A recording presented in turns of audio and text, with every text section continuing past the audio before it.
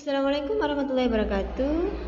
Salam sehat anak-anak ya. Semoga semuanya dalam lindungan Allah, tetap semangat belajar di rumah dan tetap berdoa semoga pandemi ini segera berlalu. Hari ini kita akan belajar biologi tentang keanekaragaman hayati. Ini merupakan bab 2 ya. Saya punya gambar ini, coba diamati. Itu ada beberapa anak kecil ya, ada laki-laki, ada perempuan. Coba diamati apa yang berbeda di sana. Coba deh, ada warna rambutnya berbeda-beda ya, ada yang coklat, ada yang kemerahan, ada yang hitam, ada yang lurus, bentuknya ada yang lurus, ada yang ikal, ada yang keriting ya. Begitu juga dengan mukanya ya, bentuk mukanya juga berbeda. Kita pahami dulu tentang konsep keanekaragaman hayati. Di dunia ini makhluk hidup itu bermacam-macam ya, sangat-sangat berbeda ya. Tidak ada di dunia ini, biarpun anak kembar identik itu tidak ada yang sama, pasti sifatnya itu tidak ada ya, pasti ada perbedaan. Itu menunjukkan salah satu kebesaran ciptaan Allah yang Maha Esa ya. Semua makhluk hidup memiliki beberapa sifat yang sama. Dari keanekaragaman tadi ada yang memiliki sifat yang sama yang disebut kesamaan atau keberagaman. Maksudnya kesamaan keberagaman itu apa di sini? Sama-sama bernafas, sama-sama melakukan makanan, mengeluarkan zat sisa, bergerak, tumbuh, berkembang biak, adaptasi, dan sama-sama memiliki bahan kinetik. Ya, kita setiap makhluk hidup pasti punya gen. Selain kesamaan, berbagai makhluk hidup juga memiliki perbedaan atau keberagaman sifat. Keberagaman sifat ini bisa dilihat dari warnanya, bentuknya, ataupun ukurannya. Nah, dari dua hal tadi bisa kita simpulkan bahwa keanekaragaman hayati adalah keanekaragaman pada makhluk hidup yang menunjukkan adanya variasi bentuk, penampilan, ukuran, serta ciri-ciri lainnya. Keanekaragaman hayati disebut juga dengan biodiversity. Indonesia itu termasuk mega biodiversity ya. Macam-macam keanekaragaman hayati tingkatannya. Yang pertama yaitu keanekaragaman tingkat gen. Maksudnya gimana? Gen itu termasuk pembawa sifat ya. Untuk satu keanekaragamannya gen, untuk satu karakter disebut keanekaragaman gen, menyebabkan terjadinya variasi antara gen ya, karena dia membawa sifat ya. Contohnya di sini saya punya pohon mangga gadung, ada golek, ada mana lagi gitu ya, ada anis. Variasi gen dapat terjadi karena adanya perkawinan dan mutasi. Contohnya, kalau perkawinan itu biasanya dia sifatnya induk dengan anak nanti akan beda jauh ya.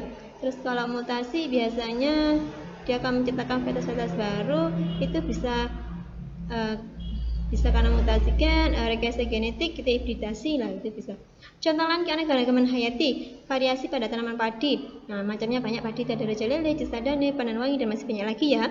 Variasi tanaman kelapa, ada kelapa gading, kelapa hijau, kelapa kopior, kuning itu ya. Banyak lagi yang lainnya. Variasi warna bulu ayam, ayam berbulu hitam, ayam berbulu putih, ayam berbulu coklat. Nah, masih banyak yang lain yang saya yakin kalian pasti bisa menyebutkan. Yang kedua yaitu keanekaragaman tingkat jenis, spesiesnya ya. Nah, ini dilihat, saya punya gambar macan, ada harimau ya, ada kucing. Nah, ini lagi berdampingan ini ya.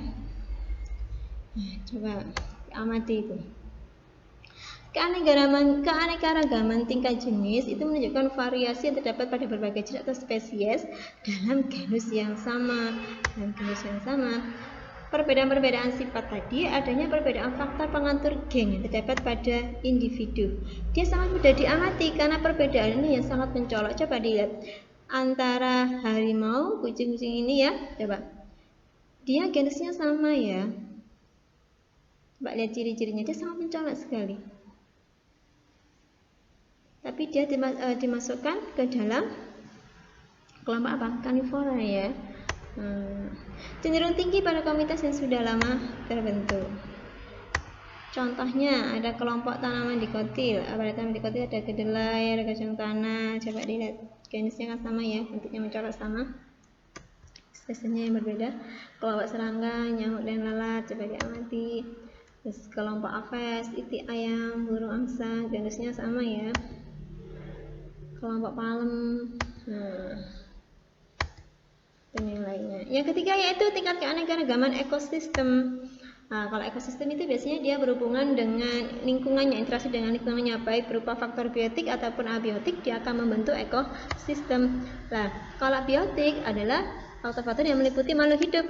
Ya, ada tumbuhan, ada hewan gitu ya, ataupun mikroorganisme lainnya. Kalau abiotik berarti yang tidak hidup, bisa meliputi iklim, cahaya, suhu tanah air, kelembapan, ataupun salinitas, keasaman, dan kandungan mineral ya. Jadi ada disebut faktor fisik, ada disebut faktor kimia. Komponen biotik dan komponen abiotik yang sangat beraneka ragam tadi yang berbeda kualitas dan kuantitasnya akan membentuk komponen yang berbeda-beda yang akan mengakibatkan perubahan interaksi yang ada sehingga berbentuk ekosistem yang berbeda-beda pula. Antara ekosistem yang satu dan ekosistem yang lainnya itu isinya pasti akan berbeda ya. Dalamnya itu faktor biotik abiotiknya pasti akan berbeda. Nah, yang keanekaragaman ekosistem merupakan keanekaragaman suatu komunitas yang terdiri dari hewan, tumbuhan, dan mikroorganisme di suatu habitat.